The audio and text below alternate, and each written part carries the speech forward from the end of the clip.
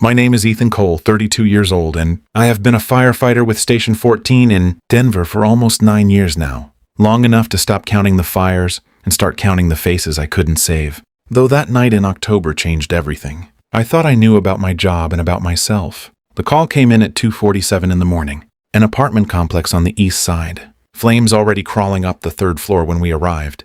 Smoke thick enough to swallow the streetlights whole. I remember running the stairwell 2 at a time, oxygen mask fogging with my own breath, when I heard her. A woman screaming from behind a door that wouldn't budge. I kicked it twice before it gave, and there she was, curled in the corner of a bedroom with the ceiling starting to blister above her. A woman, maybe 27 or 28, hair matted to her face with sweat and fear. I didn't think, I just moved, wrapped my arm around her waist and carried her out through a hallway that was already collapsing behind us. By the time we reached the street, the whole building groaned and folded in on itself like paper. She was coughing, shaking, but alive. And when the paramedics laid her on the gurney, she grabbed my glove and wouldn't let go, whispering thank you like a prayer. I told her my name was Ethan. She told me hers was Grace Whitfield. I didn't know that name would come to haunt me. I visited her twice at the hospital. Not because department protocol required it, but because something about the way she'd looked at me, like I was the only solid thing left in a world turned to ash, made it impossible to simply walk away. She had burns on her forearm, nothing life-threatening, but her voice still carried the rasp of smoke inhalation when we talked. She told me she'd moved to Denver only 8 months earlier from Chicago, trying to start over after a broken engagement, working as a paralegal downtown. I told her about growing up in a small town outside Colorado Springs, about losing my mother to cancer when I was 19, about how firefighting became less of a job and more of a way to make sense of a world that took people from you without warning. We talked for hours those 2 visits, and something quiet and real began to grow between us.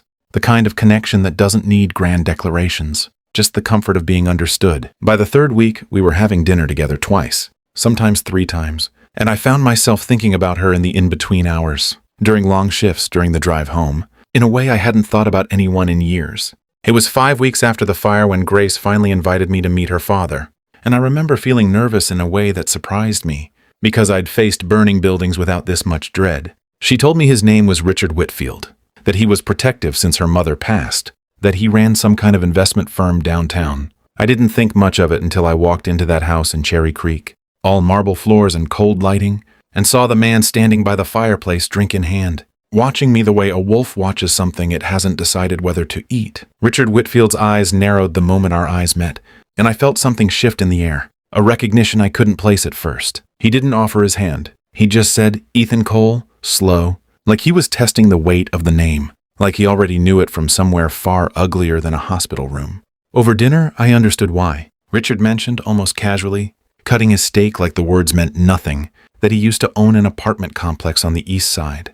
The same complex that had burned 5 weeks earlier, and that the insurance investigation into the fire had stalled because a firefighter's report suggested the wiring violations were his fault, that he'd ignored 3 separate citations to save money on renovations. I felt the blood leave my face because I remembered writing that report. I remembered flagging the exposed wiring in the stairwell, the fire extinguishers that hadn't been serviced in over 2 years, the emergency exits that had been chained shut to prevent break-ins, a violation that could have cost dozens of lives that night if the fire had spread differently. Richard Whitfield was not just Grace's father. He was the landlord whose negligence had nearly killed his own daughter, and I was the one man standing between him and the fraud. Case that could end his company and put him in prison. He didn't confront me directly that night, not in front of Grace, but the message in his eyes was unmistakable. After dinner, he pulled me aside on the patio, away from the warm light of the house, and told me plainly that if I valued Grace's happiness, I would find a reason to soften my report,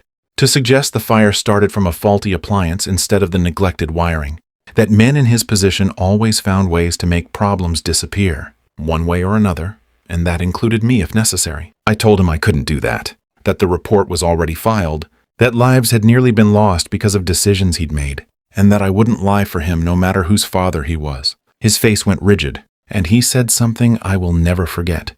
"Then you've made yourself my enemy, Mr. Cole, and I promise you, I don't lose." The weeks that followed were a slow unraveling. Richard used every resource he had, lawyers, connections at the fire department, whispers to city officials trying to discredit my report, trying to have me reassigned, even trying to imply I'd falsified evidence out of some personal vendetta. My captain stood by me, thank God, because the evidence was airtight. Photographs, service records, sworn statements from tenants who'd complained for months. But the pressure was suffocating, and worse than that was watching Grace get caught in the middle. Her father twisting the story to make it seem like I was persecuting him out of jealousy, trying to poison her against me with lies about my intentions. I refused to ask her to choose between us, refused to weaponize her love for her father, but the tension ate at us both.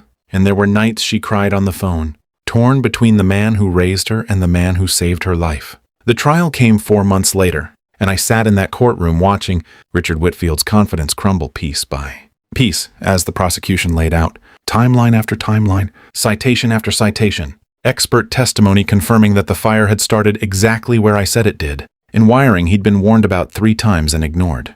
But the moment that broke him wasn't the evidence. It was Grace, called as a witness by the prosecution, standing in that box and testifying, through tears, that she remembered her father, dismissing her own complaints about flickering lights in her apartment months before the fire, that she'd begged him to send someone to look at it. She hadn't wanted to testify against her own father, but she told me later she couldn't keep lying to herself just to protect him, not when the truth had nearly cost her, her neighbors, and me our lives. Richard was convicted of criminal negligence and insurance fraud, sentenced to 6 years, and I watched something in Grace break that day, grief for the father she'd lost to his own greed, but also something like relief, like she'd finally set down a weight she'd been carrying since childhood without knowing its name. It would be a lie to say things were simple after that. Grace needed time, needed space to grieve a relationship that had been built on more control than love, and I gave her that space without ever disappearing from her life completely. Showing up with coffee on hard mornings, sitting with her in silence when words weren't enough. Slowly, she found her footing again, found a version of herself that didn't need her father's approval to feel whole. A year after the fire, on the anniversary of the night I pulled her from that burning building, I took her back to the lot where the apartment complex once stood, now cleared, waiting for something new to be built in its place. I told her that fire had taken so much from so many people, but it had also given me something I never expected. A reason to believe that even the worst nights can lead somewhere worth staying for. I got down on one knee right there on that empty lot and asked her to marry me. She said yes before I even finished the question, laughing through tears, and for the first time in over a year, the ground beneath us felt solid again. No smoke, no fear, no shadow of the man who tried to tear us apart. We were married the following spring, and standing at that altar, I understood that some fires don't destroy you. They reveal exactly who you are and exactly who is worth walking through the flames for.